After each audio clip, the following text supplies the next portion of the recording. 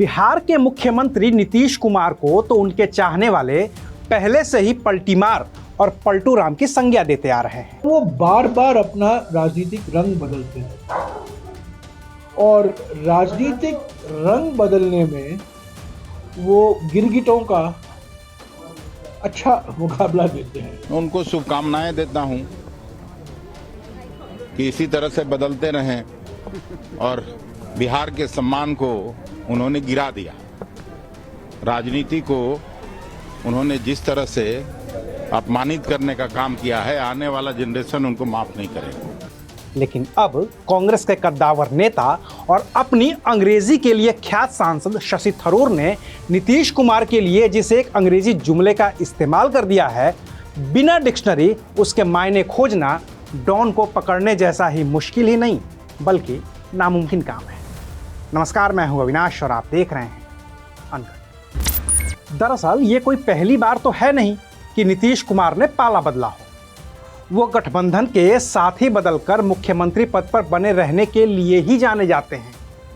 तो जब नीतीश कुमार ने साल 2017 में पाला बदला था और महागठबंधन के साथ आ गए थे भाजपा को छोड़कर, तो शशि थरूर ने एक ट्वीट किया था।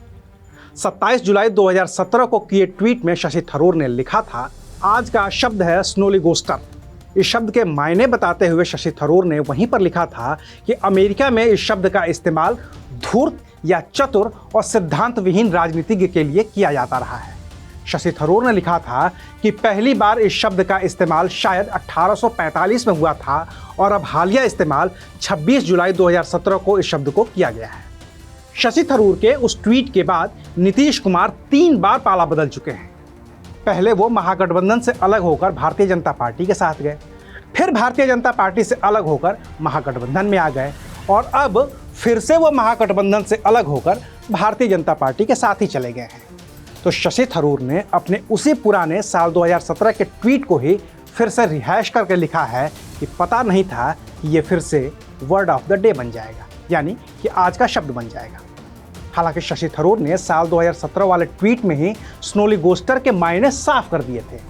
लेकिन अगर कोई उनका पुराना ट्वीट न देखे और सिर्फ नया वाला ही ट्वीट देखे तो उसे बिना डिक्शनरी के मालूम ही नहीं पड़ेगा कि असल में शशि थरूर कहना क्या चाहते हैं और किसके लिए कहना चाहते हैं। बाकी तो फैक्ट ये भी है कि शशि थरूर की अंग्रेजी के मायने जानने के लिए किसी काम चलाऊ नहीं बल्कि किसी अच्छी डिक्शनरी की ही ज़रूरत पड़ेगी।